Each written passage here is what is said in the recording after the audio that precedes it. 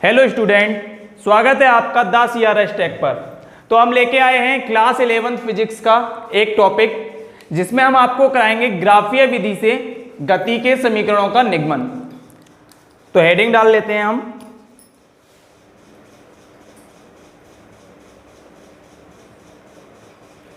ग्राफीय विधि से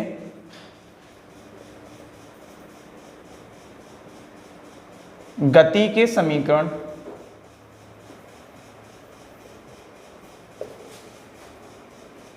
का निगमन।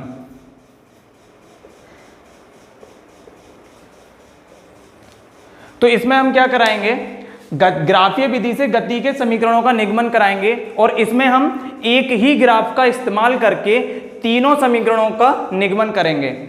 तो ग्राफ किस किस के बीच बनाएंगे हम? ग्राफ बनाएंगे वेग और समय के बीच। तो पहले क्या करते हैं, ग्राफ बना लेते हैं।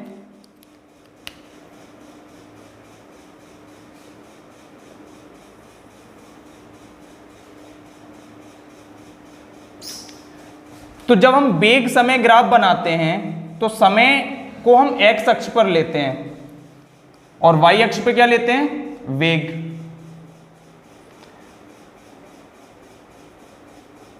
वेग को लेंगे मीटर प्रति सेकंड में। क्यों? क्योंकि मीटर प्रति सेकंड वेग का क्या होता है, SI मात्रक होता है, जैसा कि हम लोगों ने आपको बताया है। और समय का मात्रक क्या होता है, SI मात्रक समय का क्या होता है, सेकंड होता है।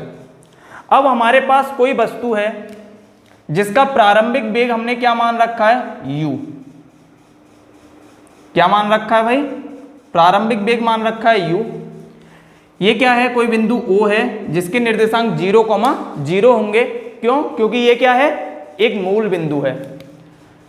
तो यहां से कोई वस्तु क्या होगी, चलना प्रारंभ करेगी। तो इसका ग्राफ मान लो, ये एक ग्राफ बना दिया हमने। किस किस के बीच बनाया है ये ग्राफ? वेग और समय के बीच एक ग्राफ बनाया गया है जिसको हमने एक रेखा AC से प्रदर्शित किया है। जब हमने AC रेखा से इसको प्रदर्शित किया है तो ये ग्राफ बता रहा है हमें कि वस्तु एक समान त्वरण से चल रही है। कैसे चल रही है, एक समान त्वरण से। क्यों? क्योंकि इस ग्राफ से हमें क्या क्या चीज पता चल रही है कि वेग धीमे धीमे करके बढ़ता जा रहा है और जब किसी वस्तु का त्वरण एक समान होता है या समान होता है तो उसका ग्राफ एक सीधी रेखा बनती है। क्या बनती है? एक सीधी रेखा बनती है। तो इस समय हमें इस ग्राफ का इस्तेमाल करके हमें क्या याद करना है, गति के तीनों समीकरणों को सिद्ध करना है। तो सबसे पहले क्या करेंगे, इस ग्राफ को पूरा ड्रॉ करते हैं।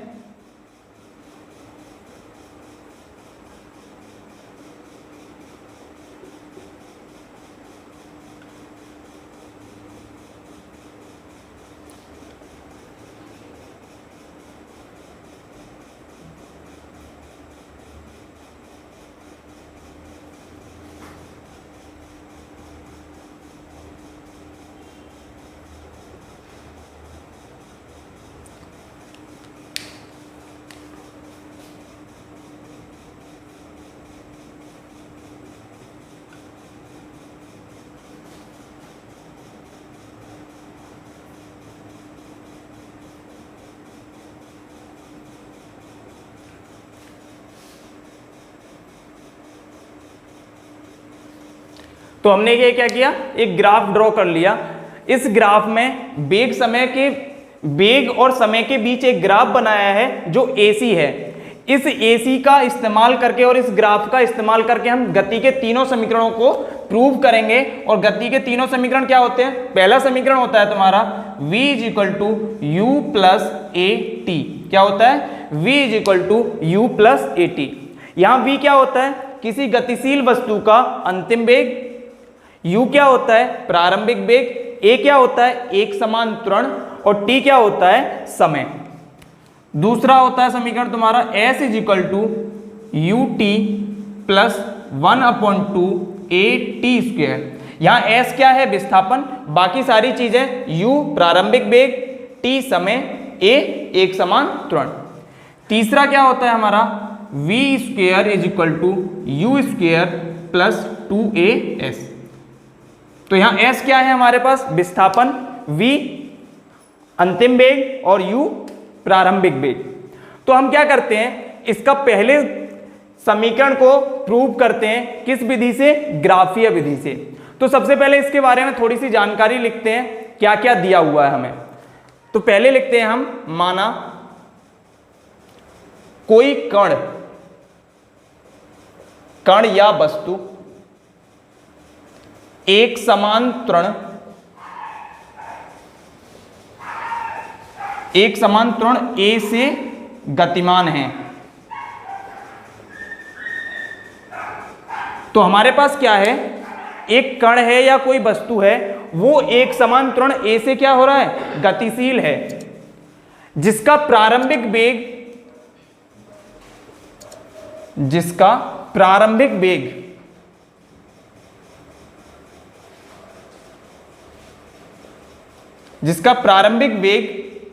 u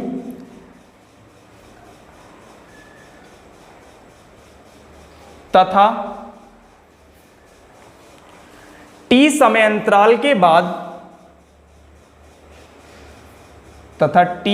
अंतराल के बाद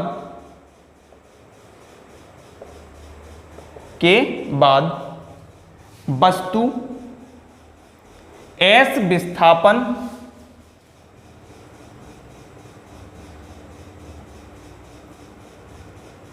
तय करती है और t समय पर कण का वेग बोलो या अंतिम वेग बोलो, तो कण का वेग या अंतिम वेग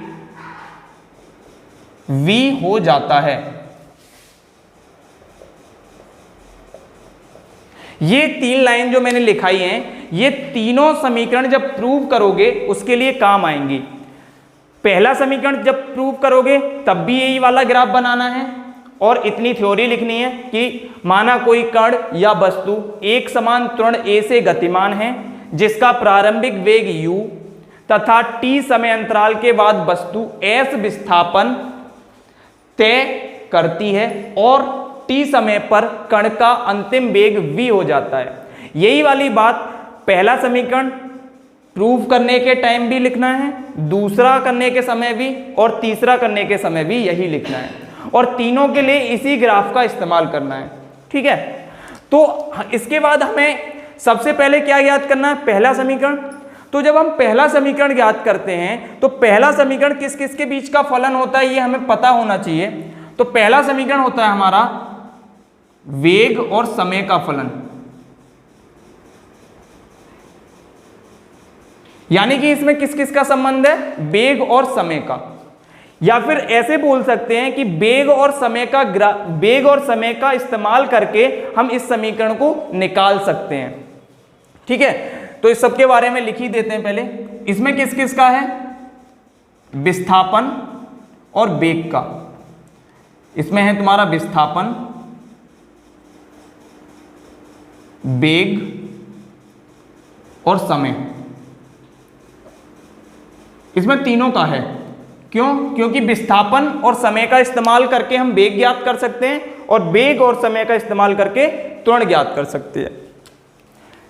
इसमें हमारे पास क्या क्या दे रखा है, वेग दे रखा है और विस्थापन दे रखा है, और वेग भी किसका दे रखा है, वेग की भी घातें दे रखी हैं। तो ये किसका फलन है, वेग समय का फलन है। किसका, वेग और समय का। इसमें क्या क्या दे रखा है, वेग और विस्थापन दे रखा है, सॉरी। तो इसको ये किस किस का है, विस्थापन और वेग का।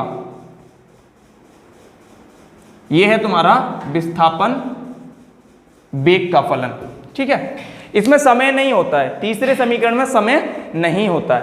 तो हमने जो पढ़ा है उसके आधार पे हमने ये सारी चीजें लिख ली। कहां से लिखी है ये सारी चीजें, इस ग्राफ के द्वारा। तो इसके बाद से हम तीनों समीकरणों के लिए एक एक लाइन लिखेंगे हर बार। तो ये तीनों समीकरण के लिए काम आएगी, इसके बाद जो लिखेंगे वो अलग अलग समीकरण के लिए काम आएगा। तो सबसे पहले लिखते हैं पहले समीकरण के लिए। तो पहला लिख देता हूं मैं यहाँ, क्योंकि हम बार बार ये तीनों चीजें नहीं लिखेंगे, आप लोग वीडियो को पॉज करके ये चीज लिख लोगे। ठीक है, तो सबसे पहले पहले समीकरण के लिखते हैं हम जानते हैं कि बेग समय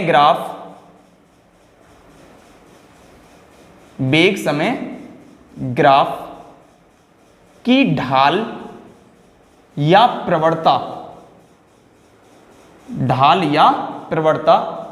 गतिशील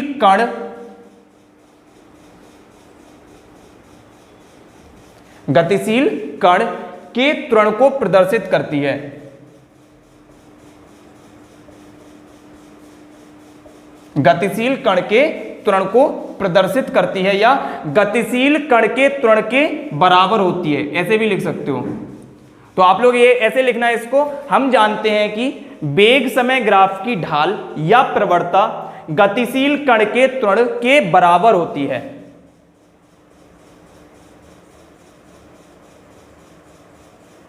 ठीक है, तो हमने क्या लिया है इस थ्योरी में, क्या लिखा है, एक समान त्वरण ए। हमारे पास त्वरण क्या है ए, वो किसके बराबर है, जो बेग समय ग्राफ है उसकी ढाल के बराबर है। और ढाल क्या होती है, हमें पता है ढाल होती है किसी भी ग्राफ का अगर थीटा दे रखा है और उसका टेंजेंट ले लिया जाए या फिर टेन थीटा निकाल लें तो वो किसके बराबर होता है, उसकी ढाल के बराबर होता है। तो ये जो ग्राफ था हमारा AC, अगर मैं इसका टेन थीटा निकाल लूं, क्यों, क्योंकि ये समय अक्ष से कितना कोण बना रहा है, थीटा कोण बना रहा है, तो मैं अगर इसकी ढाल निकालने के लिए इसका टेन ले लूं तो वो क्या हो जाएगा, ढाल के बराबर हो जाएगा। तो यहां से A किसके बराबर हो जाएगा, A बराबर हो जाएगा तुम्हारा सरल रेखा AC की ढाल, इसके बराबर हो जाएगा। और किसी भी रेखा या ग्राफ की ढाल क्या होती है, टेन थीटा होती है, इसीलिए A बराबर क्या हो जाएगा, टेन थीटा हो जाएगा। A बराबर क्या हो जाएगा, टेन थीटा हो जाएगा। और टेन थीटा क्या है, एक त्रिकोणमिति का फंक्शन है जिसमें टेन थीटा किसके बराबर होता है, तुम्हारा टेन थीटा बराबर होता है लंब बट्टे आधार के। किसके बराबर होता है, लंब बट्टे आधार के। तो इस ग्राफ में तुम्हें दिखाई दे रहा होगा ABC एक समकोण त्रिभुज है, और इस समकोण त्रिभुज में ये टेन थीटा लिया हमने, तो इस थीटा के सामने की भुजा क्या हो गई, लंब। तो इसकी जगह टेन थीटा की जगह हम क्या रखेंगे, टेन थीटा बराबर लंब, लंब की जगह क्या रखोगे, BC। तो यहां लिखोगे BC अपॉन आधार, आधार क्या हो जाएगा तुम्हारा, AB हो जाएगा, जैसा कि आप लोगों को दिख रहा होगा। ठीक है, अब देखो मैंने यहां चित्र में लिखा है BC किसके बराबर है, V माइनस यू के।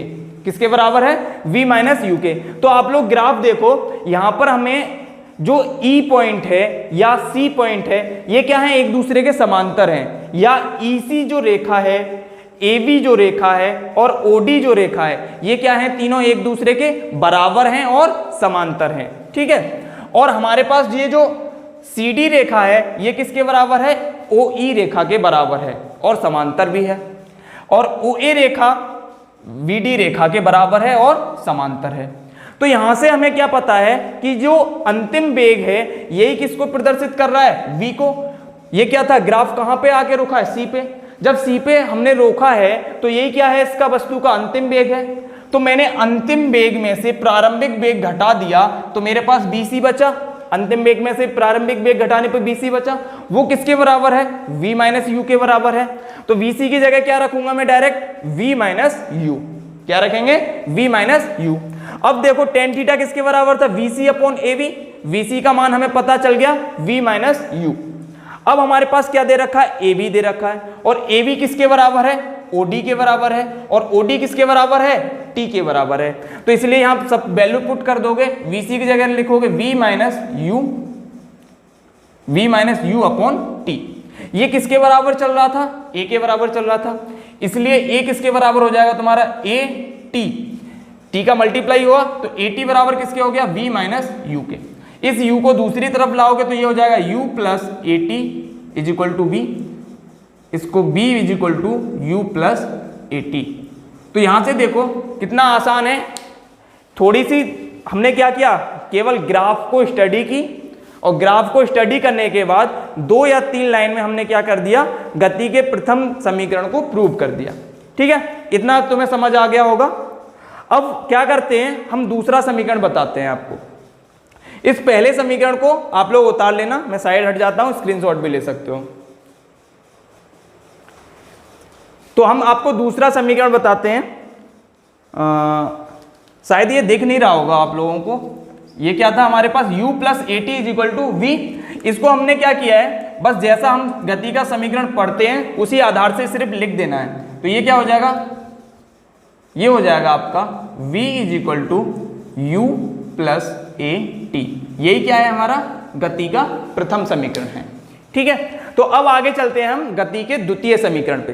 तो मैंने क्या बताया था, यहां तक तो हमें फिर से वही लिखना है। माना कोई कण या वस्तु एक समान त्वरण a से गतिमान है, जिसका प्रारंभिक वेग u तथा t समय अंतराल के बाद वस्तु s विस्थापन तय करती है, और t समय पर कण का अंतिम वेग v हो जाता है। यहां तक हमें तीनों समीकरण के लिए लिखना है और तीनों समीकरण के लिए इस ग्राफ का इस्तेमाल करना है। ठीक है, तो इसके बाद मैंने यहां स्टार बना के आप लोगों को दिखाया है कि इसके बाद क्या करना है, हमें हर बार हर समीकरण के लिए यहां से हम थोड़ी सी चीजें परिवर्तित करेंगे। ठीक है, तो यहां से हमने क्या लिखा, हम जानते हैं कि वेग समय ग्राफ की ढाल या प्रवणता, ये किसके लिए था, हमारा प्रथम समीकरण के लिए था। अब बात करते हैं द्वितीय समीकरण के लिए। तो मैं इसको मिटा देता हूं।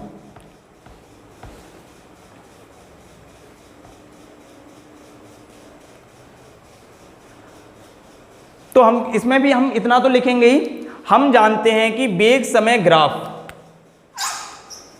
तथा समय अक्ष के मध्य के क्षेत्र, हम जानते हैं कि वेग समय ग्राफ तथा समय अक्ष के मध्य के क्षेत्र का क्षेत्रफल विस्थापन के बराबर होता है।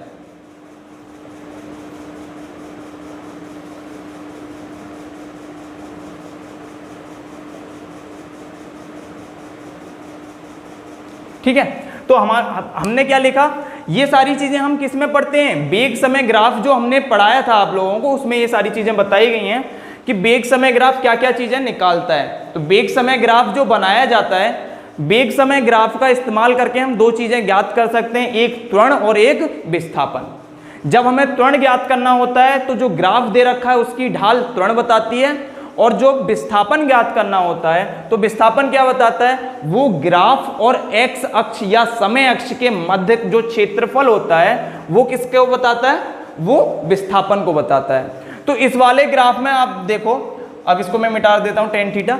हमारे पास ग्राफ क्या है, AC, और नीचे समय अक्ष कितना बन रहा है, OD। तो इसके बीच में जो ये पूरा एरिया आ रहा है, ये वाला थोड़ा सा मैं करता हूं कुछ, ये जो एरिया आ रहा है पूरा, ये क्या है, यही क्या है, तुम्हारा विस्थापन है। यही क्या है, विस्थापन। ये जो मैंने छायांकित किया है भाग, ये किसके बराबर होगा, विस्थापन के बराबर होगा। इसको मिटा देते हैं, ये सिर्फ दिखाने के लिए था आप लोगों को। तो ये वाला भाग क्या किसके बराबर होगा, तुम्हारा विस्थापन के बराबर होगा।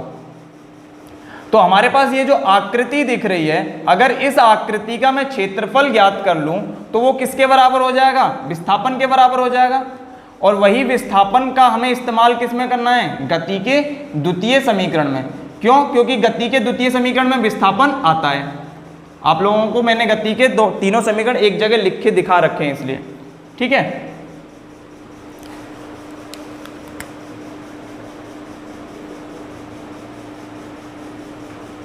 अब देखो हमारे पास, अब लिखेंगे हम तब S इज इक्वल टू, क्योंकि S से हमने किसको प्रदर्शित किया है, विस्थापन को। तो S इज इक्वल टू किसके बराबर हो जाएगा, आकृति AC, देखो दिखाई दे रहा है तुम्हें, ACDO का क्षेत्रफल, ACDO का क्षेत्रफल। तो हमारे पास जो आकृति ACDO का क्षेत्रफल है वो दो आकृतियों से मिलकर बना है, एक त्रिभुज बन रहा है और एक चतुर्भुज बन रहा है। तो मैं क्या करता हूं, इस आकृति का क्षेत्रफल निकालने के लिए इस त्रिभुज का क्षेत्रफल और इस चतुर्भुज का क्षेत्रफल अलग अलग निकाल के जोड़ देता हूं। तो देखो कैसे, तो इसको लिखेंगे बराबर त्रिभुज ABC का क्षेत्रफल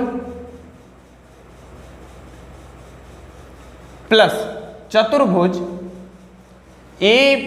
ABDO का क्षेत्रफल, ABDO का क्षेत्रफल। ठीक है, अब तुम लोगों को पता होगा त्रिभुज का क्षेत्रफल क्या होता है, 1/2 बेस इंटू हाइट, यानी 1/2 आधार गुणा ऊंचाई। तो इसकी आधार क्या हो जाएगा, इस त्रिभुज का आधार AB, ऊंचाई कितनी हो गई BC, तो यही वाली बात लिखोगे 1/2 इंटू AB इंटू BC। ठीक है, प्लस चतुर्भुज का क्षेत्रफल क्या होता है तुम्हारा, चतुर्भुज का क्षेत्रफल होता है तुम्हारा लंबाई गुणा चौड़ाई। तो लंबाई कितनी हो रखी है तुम्हारी OD और चौड़ाई कितनी हो रखी है AO, तो OA इंटू OD। अब ग्राफ को देख के सबका वैल्यू पुट कर दोगे। हमारे पास क्या है 1/2, AB किसके बराबर है, चित्र से देखो AB किसके बराबर है, T के बराबर है, तो वैल्यू पुट करो T। VC किसके बराबर है, देखो इधर से VC बराबर है तुम्हारे V माइनस U के, किसके बराबर है V माइनस U के, प्लस OA किसके बराबर है, OA बराबर है तुम्हारा U के, और OD किसके बराबर है T के। ठीक है, अब इसके नीचे शायद दिख नहीं रहा होगा तो मैं थोड़ा साइड में लिखता हूं इधर। हमारे पास अब देखो ये क्या आया, V माइनस U आया, तो S बराबर, मैं थोड़ा ऊपर लिख लेता हूं, और ये सारी चीजें बार बार आपको लिखनी पड़ेंगी, माना कोई ये, तो इसको ही मैं मिटा देता हूं, थोड़ा सा इसको मिटा लेते हैं और यहीं से आगे का करते हैं। ये आप लोगों ने लिख लिया होगा या स्क्रीनशॉट ले लिया होगा, क्योंकि यही हमारा तीनों समीकरण में काम आएगा। हमें चेंज कहां से करना है, हम जानते हैं से आगे हमें चेंज करना है। ठीक है, तो हम लोगों ने कहां तक इसको लिखा, हम लोगों ने लिखा S is equal to 1/2 into T V minus U plus UT। नीचे वाली चीज को ही मैंने ऊपर लिख लिया है। ठीक है, अब देखो हम लोगों के पास गति का पहला समीकरण क्या था, V is equal to U plus AT था। अगर मैं इस U को इधर ले जाऊं तो ये क्या हो जाएगा, V माइनस U बराबर AT हो जाएगा या नहीं हो जाएगा। अब इस V माइनस U बराबर AT का इस्तेमाल मैं किस में करूंगा, इस वाली समीकरण में करूंगा। तो यहां लिखेंगे हम बराबर 1/2, और V माइनस U की जगह क्या लिख लोगे, AT इंटू T, और V माइनस U की जगह क्या आ जाएगा, A into T plus UT। इसके आगे भी लिखोगे चूंकि V minus U is equal to AT। ये वाली बात कहां से लिखी है हमने, ये वाली बात भी हम क्या करेंगे, सेमीकोलन लगा के लिख देंगे समीकरण 1 से। ये वाली बात आई कहां से, V माइनस U बराबर AT, ये आई है हमारी समीकरण 1 से, जो गति का पहला समीकरण है उससे ये बात निकल के आती है। तो हमारे पास ये समीकरण बन गया 1/2 AT² प्लस UT, ये किसके बराबर है, S के। बस इसी चीज को क्या करोगे, क्रम से लिख दोगे, S is equal to UT plus 1/2 AT²। यही क्या है बच्चों, यही क्या है तुम्हारा गति का द्वितीय समीकरण है। ठीक है, अब तृतीय समीकरण ज्ञात करते हैं इसी में हम।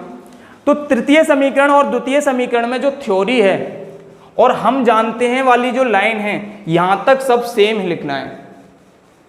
केवल प्रथम समीकरण में हमें क्या करना था, जो मैंने साफ कर दिया ऊपर लिखा हुआ वो लिखना था, और हम जानते हैं से एक लाइन थी वो लिखनी थी, जिसमें हमने ये लिखा था कि हम जानते हैं कि वेग समय ग्राफ की ढाल त्वरण को बताती है या त्वरण के बराबर होती है।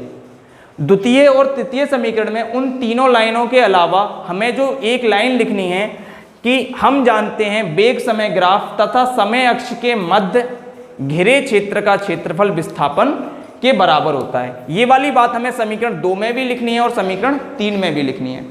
अब कहोगे कि समीकरण 2 और 3 में क्या अंतर है फिर, तो समीकरण 2 और 3 में केवल इतना सा अंतर होता है कि हमने जो क्षेत्रफल ज्ञात किया था समीकरण 2 में, वो अलग अलग आकृतियों का लेकर ज्ञात किया था। क्या?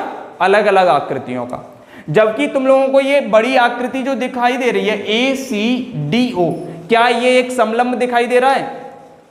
समलंब क्या होता है? समलंब में दो भुजाएं एक दूसरे के समांतर होती हैं और दो भुजाएं एक दूसरे के समांतर नहीं होती हैं, यही समलंब होता है। ठीक है, तो हम क्या करेंगे, इसमें पूरे समलंब का ही क्षेत्रफल ज्ञात कर लेंगे एक बार में, जिससे क्या होगा, आसानी से हम समीकरण 3 को भी प्रूव कर पाएंगे। तो बात करते हैं हम तीसरे समीकरण की। अब ये वाली लाइन तो सबको लिखनी ही है, हम जानते हैं इसे।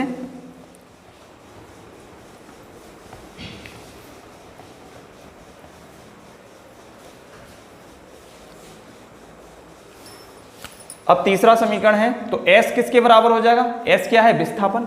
विस्थापन किसके बराबर है? क्षेत्रफल के बराबर है। तो यहां लिखोगे समलंब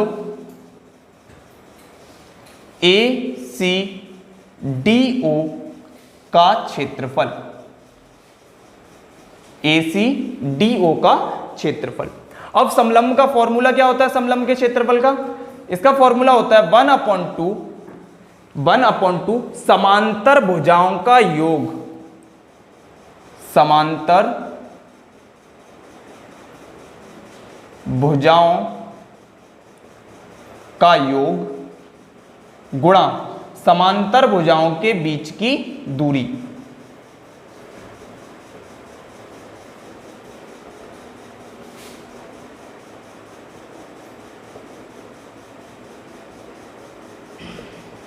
और ये जो दूरी होती है ये हमारे पास लंबवत दूरी होती है। ठीक है, हमारे पास ये जो समांतर भुजाओं के बीच की दूरी होती है ये कौन सी होती है? लंबवत दूरी होती है। अब आप लोग इस ग्राफ को मैं थोड़ा सा अलग बना लेता हूं।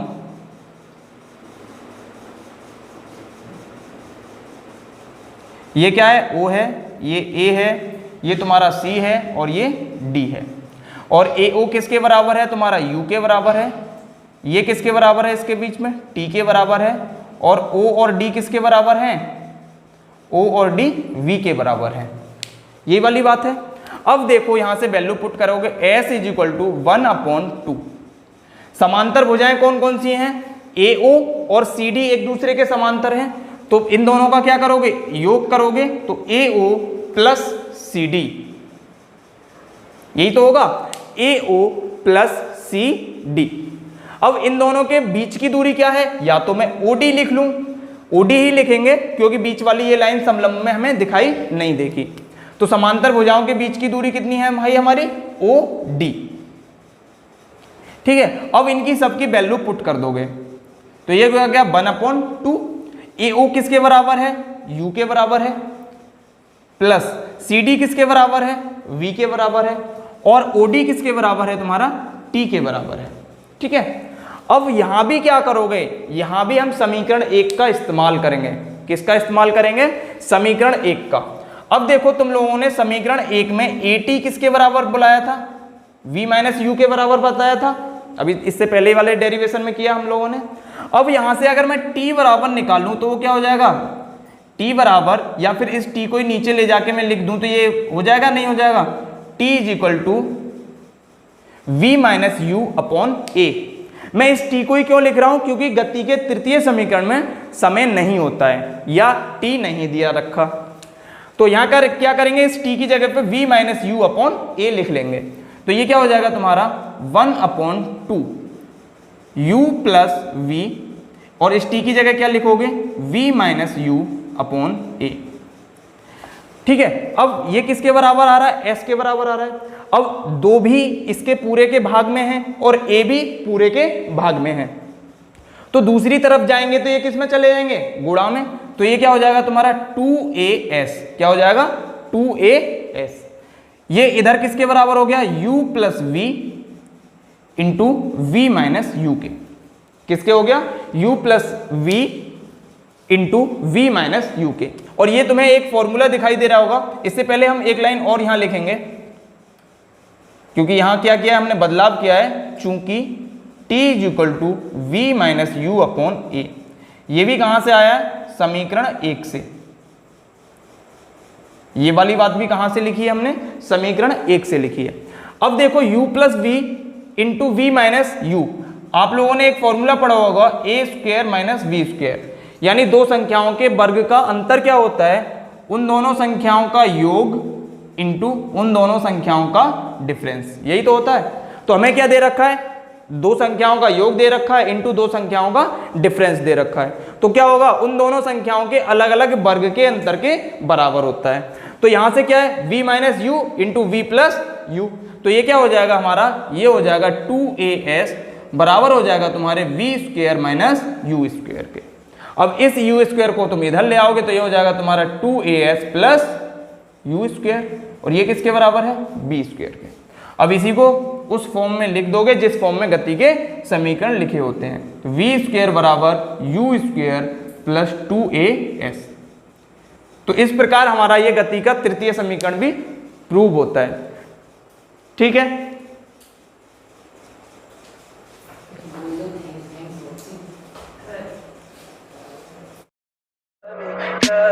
Tell me pretty lies, look me in the face, tell me that you love me.